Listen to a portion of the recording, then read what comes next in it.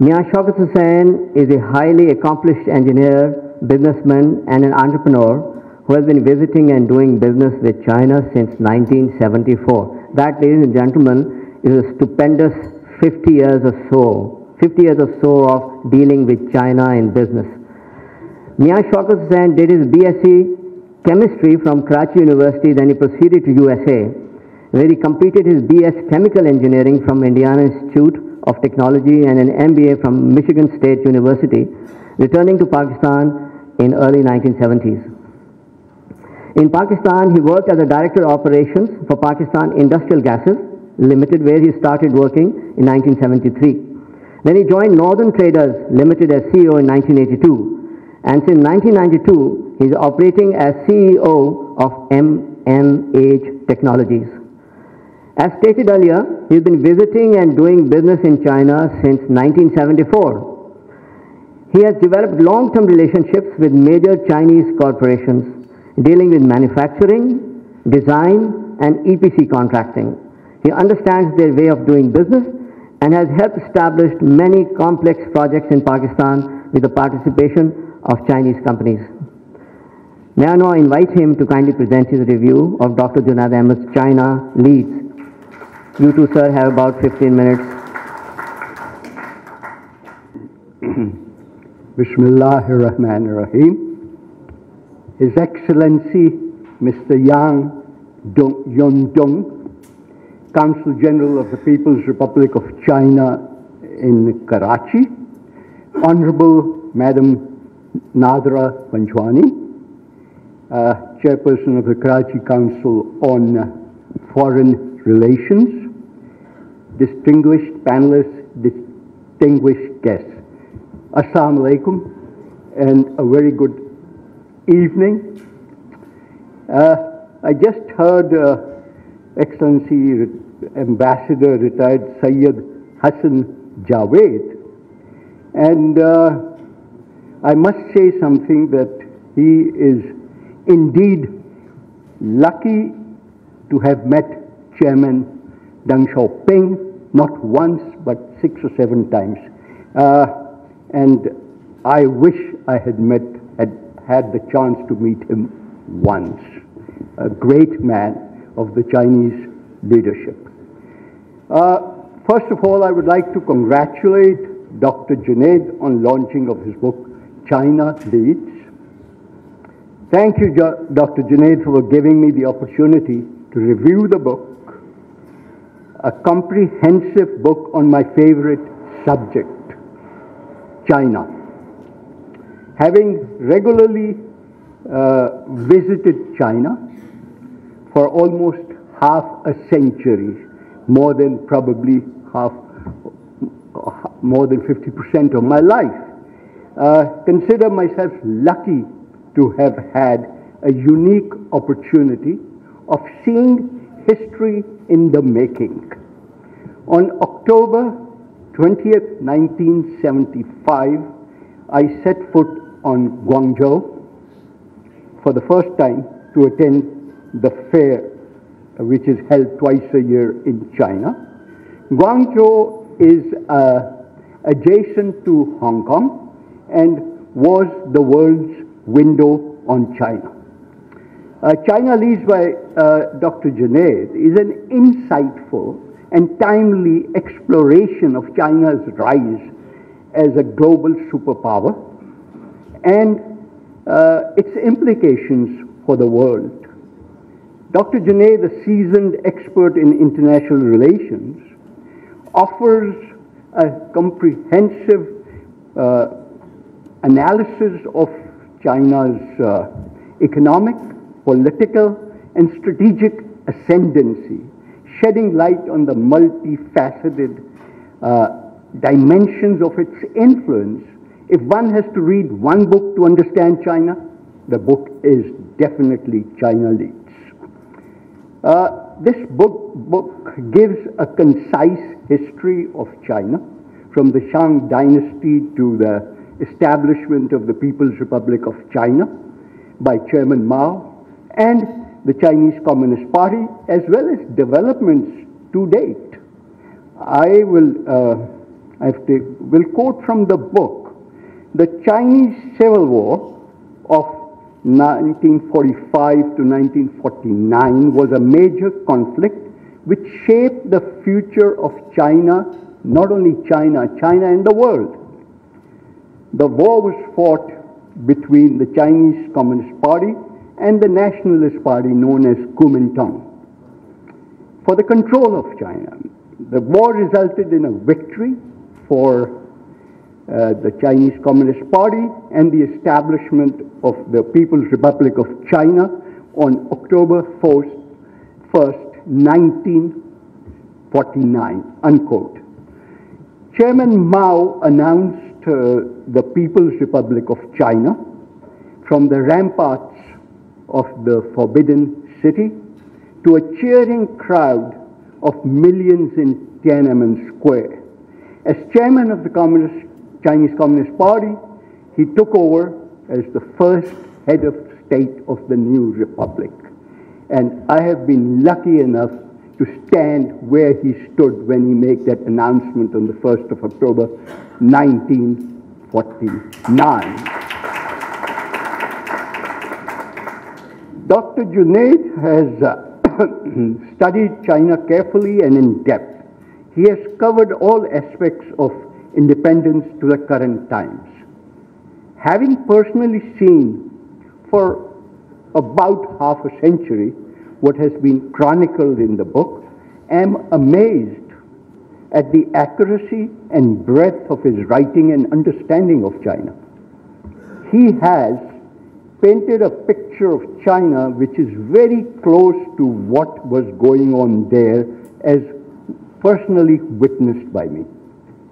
During every visit to China was learning about all aspects of personal life, business ways, culture, history, geography, and of course, Chinese food is not what you eat here. And have traveled in China from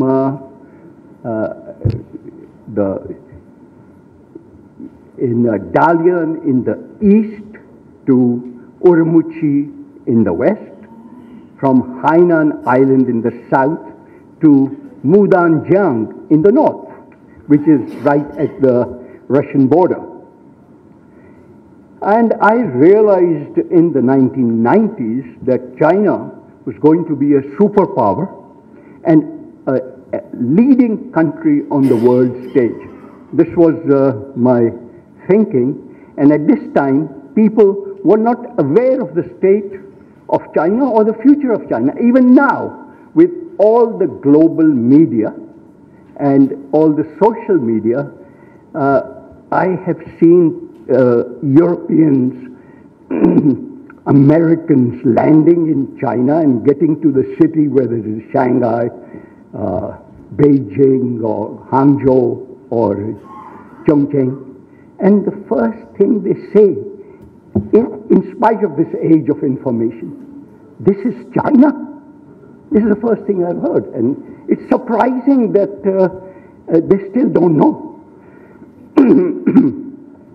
As a personal reaffirmation of my belief in China becoming a world power and a great country, I sent my daughter to study in Beijing in the year 2000.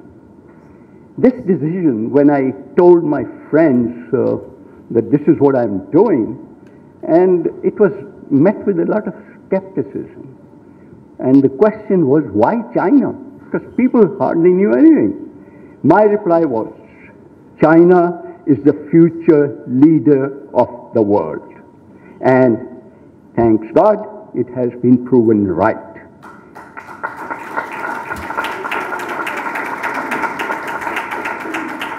My daughter stayed in Beijing for 18 years, got a master's degree, and speaks, reads, and writes Mandarin fluently, like a native speaker. And it's a very important language now and for the future. The next phase of China's development was the work of my hero, Deng Xiaoping, lovingly called by the Chinese Lao Deng, successor of Chairman Mao. His period in power is the second most important era in modern China. It would not be out of place to call him the transformer of China. He was the father of the opening to the world. The reforms carried out by Deng Xiaoping gradually led China away from a planned economy. He was instrumental in opening it to foreign investment and technology, and it's introduced its vast labor force to the global market, thus turning China into one of the world's fastest growing economies. Dr. Junaid points out, and I quote, Deng Xiaoping became head of state in 1977, and he led China through a period of economic reforms that transformed the country. Deng Xiaoping's reforms led to a period of rapid economic growth in China. Millions of people were lifted out of poverty, and China became one of the world's leading economies. In 1978, when Deng Xiaoping, I want to, stress what happened to China, in China under Deng Xiaoping. In 1978, when Deng Xiaoping came into power, China was primarily an agrarian economy. Its GDP was around $214 billion, and exports were only $10 billion. He ruled till 1989 and laid the foundations of the transformation from an agrarian to an industrial economy.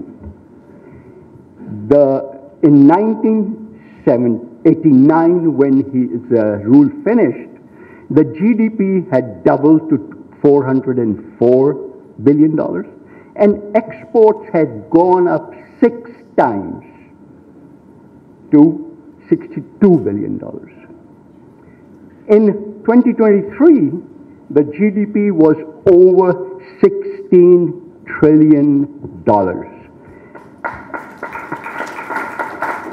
And exports were a staggering $3.5 trillion.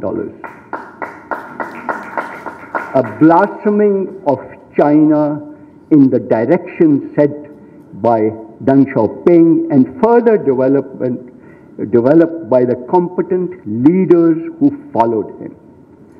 One of the book's strengths lies in its in-depth examination of China's economic policies and the global ramifications. Dr. Junaid provides a clear overview of China's economic